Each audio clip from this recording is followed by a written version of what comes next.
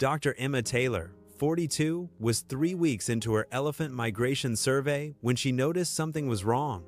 The herd had stopped moving. She stood at the ridgeline, binoculars pressed against her eyes, scanning the termite mounds and scattered trees below.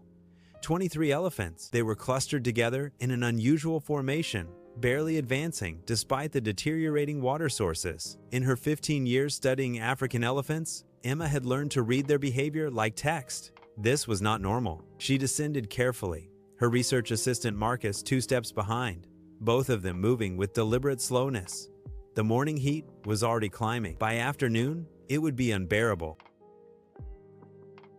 As they approached the herd's perimeter, the matriarch lifted her head. Her ears flared. A warning. Emma stopped immediately, raising her hand to signal Marcus. They were downwind good. The herd remained stationary, watching.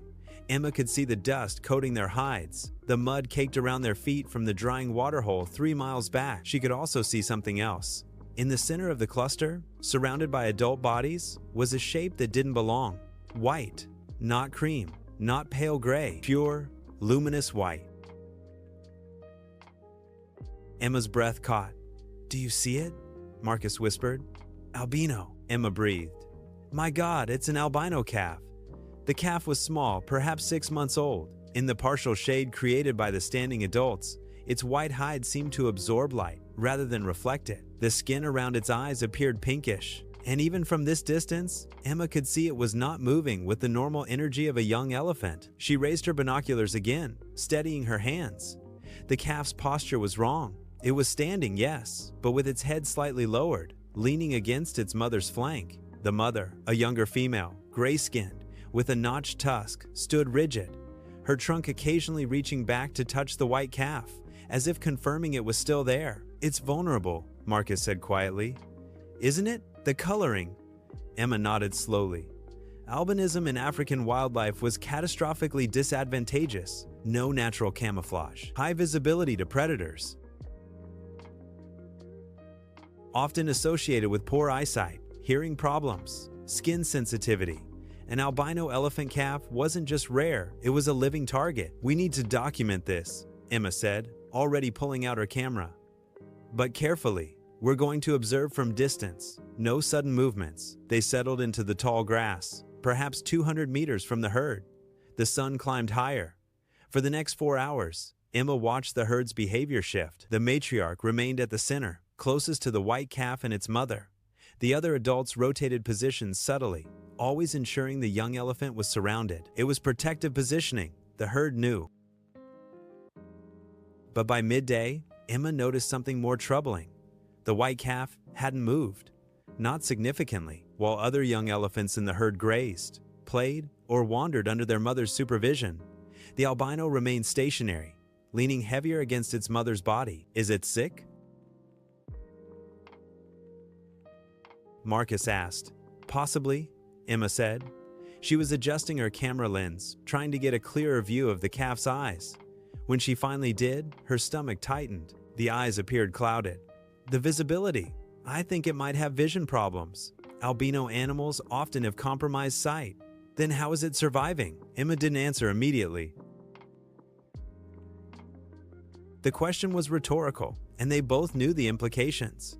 An elephant calf that couldn't see properly, in a landscape crawling with predators, wasn't surviving. It was being carried by the collective will of the herd. "The mother won't leave it," Emma said finally. "Neither will the matriarch. But that herd is stressed. They're moving slower because of this calf. And if they don't reach better water sources soon." She didn't finish the sentence. By late afternoon, Emma made a decision. "We need to go back to camp," she told Marcus. "We need to contact the wildlife authority. If there's any chance of intervention." "Do you really think they'll authorize a rescue?" Marcus interrupted. "A wild elephant? The protocols?" "I know the protocols," Emma said, more sharply than she intended. "But that calf isn't going to survive the next drought. The herd can't sustain it.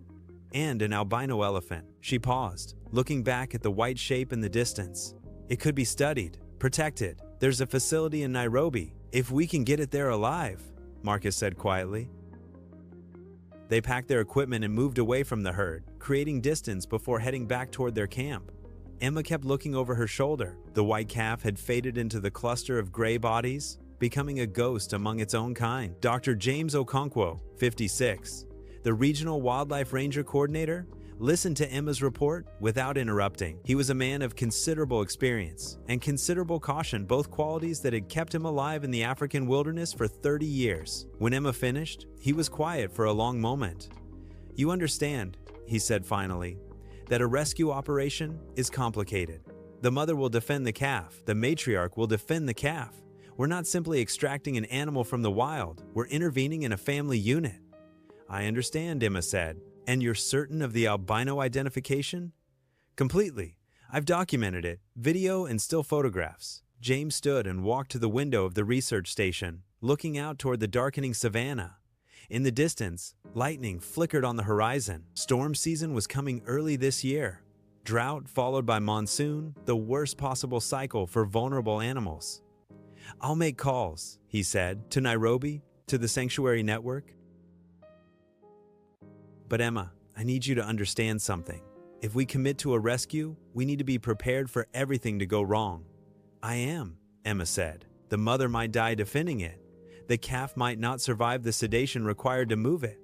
We could destabilize the entire herd's social structure. And even if everything goes perfectly, we're removing an animal from its natural ecosystem.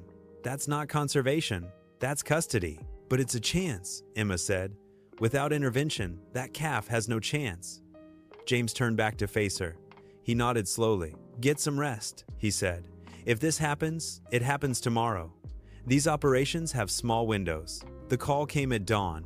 3 vehicles were being dispatched from the regional wildlife office, a sedation specialist, a veterinary team, and James, who would lead the coordination. They would rendezvous with Emma and Marcus at the secondary camp, closer to where the herd was last positioned. The drive took 2 hours. The landscape shifted from research camp to true wilderness. Emma watched the acacia trees become more sparse, the grassland more golden. This was the deep savanna, the place where human control dissolved and animal law took precedence. At the secondary camp, they found the herd again. They had moved, but not far, perhaps 4 kilometers, in the direction of a drying riverbed. The white calf was still visible, still moving with that same labored lethargy. James studied the situation through a spotting scope, his jaw tight. "The storm's coming in faster than predicted," he said. "Probably by evening. We need to move now while visibility is good. Once that rain hits, conditions deteriorate rapidly." The veterinary team, 2 women in their 30s, both carrying tranquilizer rifles, set up their equipment. The sedation specialist, Dr. Amara, reviewed the protocol with James. "The mother is young," she said, "probably more responsive to the sedative than the matriarch. If we can separate the calf safely, we have a 30-minute window before the mother regains full mobility." "And the calf?" James asked. "Depends on the dosage, the calf's metabolism, its overall health. We won't know until we administer it. But based on what Dr. Taylor reported about its mobility and condition, I'd estimate the calf is already compromised, possibly dehydrated. The albinism might be complicating other systems." It was said clinically, but Emma heard the truth underneath. The calf was failing. The approach took an hour. The vehicles moved slowly, deliberately, in a wide arc designed to not directly threaten the herd, but position the team for deployment. The matriarch's ears lifted as the vehicles appeared. She shifted her body, and the herd moved with her, creating space between themselves and this new threat. The white calf moved with them, but slowly, so slowly. "She's positioning to defend," Amara said, binoculars raised. "The mother, she knows something is wrong. She's becoming aggressive in her protective stance." James made a decision. "We go now. Amara and her team deploy from the north. Emma, Marcus, you stay with me. We'll coordinate from the vehicles." The tranquilizer team moved into position, weapons raised. Emma's heart was hammering. She'd never witnessed a capture operation before. The clinical reality of it was harder than she'd expected, the cold precision required to override an animal's will, to sedate a mother from her child. "Target acquired," Amara said through the radio. "Matriarch first, then the mother. The calf's position is too close for a direct shot. We'll need the herd calm." The first tranquilizer rifle coughed softly. The matriarch's ears flicked back. She looked around, confused, as if trying to identify what had touched her. Seconds passed. Then, her movements became sluggish. Her massive legs bent slightly, and she sank to her knees, not in defeat, but in the slow, inevitable way of a creature losing consciousness. One down, Amara reported. Second target. The mother tried to move away, but the tranquilizer found her flank. She spun, a high-pitched cry splitting the air, a sound of alarm that sent every other elephant in the herd moving. But the sedative was fast. The mother's aggressive posture collapsed into confusion. Her legs trembled. "Now!" James shouted into the radio. "Get the calf before she's fully under." A fourth team member, a man in his 50s with weathered hands, sprinted toward the white elephant. The calf, suddenly bereft of its mother's supporting body, stumbled. The man caught it as gently as he could. Despite the chaos of the moment, the herd was scattering now, alarmed by the activity, the sounds, the violation of their formation. Dust rose. A younger male made a mock charge toward the vehicles, trunk raised, but turned away without completing the threat. The man carrying the white calf ran back toward the vehicles. Emma could see now, more clearly, the state of the animal. It was thin. Its eyes were indeed clouded, its movements uncoordinated. It made no sound, no cry of distress. It was beyond that. It was beyond fear or resistance. It was simply being moved, the way a creature moves when its will has already surrendered. The calf was loaded into the specialized transport cage, a climate-controlled unit designed for rapid animal movement. Dr. Amara was already there, inserting an IV line into the calf's leg, securing hydration and basic nutrition. "Go, go," James shouted. "Weather's moving in." The vehicles moved in convoy, fast now, abandoning the slower approach. Behind them, Emma watched the herd through the rear window. The mother was recovering, stumbling to her feet, crying out in a series of distressed vocalizations. The matriarch was still down, breathing deeply, unconscious. The younger elephants clustered around both of them, anxious, uncertain. Emma felt something crack inside her chest. "We've destabilized them," she said quietly. "We've saved a life," Marcus replied. But Emma was watching the mother elephant calling into the empty space where her calf had been, and she wasn't sure anymore who was right. The drive to the sanctuary took 5 hours. The storm came exactly as predicted, heavy rain that turned the roads into slurries of red mud. Once, they nearly lost traction. James cursed quietly and adjusted their speed. The white calf remained sedated throughout, stable but deeply unconscious. By the time they reached the Nairobi sanctuary, night had fallen. The facility's veterinary clinic was prepared and waiting. The calf was transferred to intensive care, attached to monitors, given fluids, antibiotics, and pain management. Dr. Amara worked through the night with the sanctuary's chief veterinarian. "It's weaker than we thought," she reported when she finally emerged at dawn. "Possible genetic complications beyond the albinism.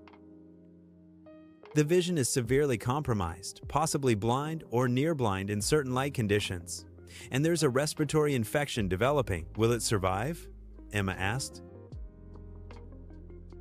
"Potentially, but it's going to require intensive care, round-the-clock monitoring, specialized habitat to manage its light sensitivity, and," Amara paused, "it will never return to the wild. Even if it recovers physically, an albino elephant, blind or visually impaired, cannot navigate or defend itself in a natural ecosystem." "But it will live," Emma said. "Probably. Yes." 6 months later, Emma returned to the sanctuary. The white elephant calf had grown. It was stronger, its frame filling out with proper nutrition and care. Its respiratory infection had cleared. It was housed in a large, semi-naturalistic enclosure with 2 other orphaned elephants, a gray calf who had been rescued from a poaching incident, and an older juvenile who served as mentor and companion. The albino was learning from them, learning to forage, to socialize, to move with purpose rather than lethargy. When Emma approached the enclosure, the calf lifted its head. Its clouded eyes tracked movement, following sound more than sight. "It recognizes her," one of the keepers noted. "The albino remembers the rescue. It stays calm around people, unlike the other 2. I think it understands it was saved." Emma watched the white elephant move toward her, trunk extended, touching the barrier between them. Its skin was smooth, unburdened by the dust and trauma of the savanna. Its body language was peaceful, and yet, Emma was thinking of the matriarch coming to consciousness in an empty landscape. She was thinking of the mother elephant, calling into silence. She was thinking of the herd, reorganizing itself without one of its young. "Did we save it?" she asked the keeper. "Or did we just change the nature of its captivity?" The keeper didn't answer immediately. "It's alive," he said finally. "That matters." "Does it?" Emma asked. But even as she asked, she watched the white elephant playing with the other calves. Genuine play, genuine social bonding. She watched it eat fresh vegetation without pain or fear. She watched it exist, not in the wild. It was never designed to navigate blind, but in a space where it could actually live. The keeper was right. It mattered. The ghost of the savannah found its home not in the place it was born, but in the place it was saved. The white elephant story is not one of triumph over nature, but of humanity's complicated obligation to intervene when nature itself has already issued a death sentence. Every rescue is an equation of loss and preservation.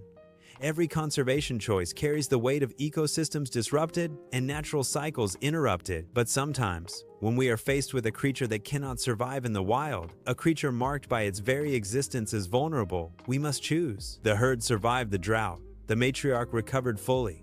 The mother elephant bore another calf the following year, and the herd moved on, as they have for millennia. And in a sanctuary thousands of miles away, a white elephant that was supposed to die young continues to live, continues to grow, continues to be part of a family different from the one she was born into, but a family nonetheless. In the vast and unforgiving savannah, life is rarely simple, but sometimes, in the spaces between nature and necessity, between loss and survival, something miraculous grows. The ghost of the savannah became a miracle instead.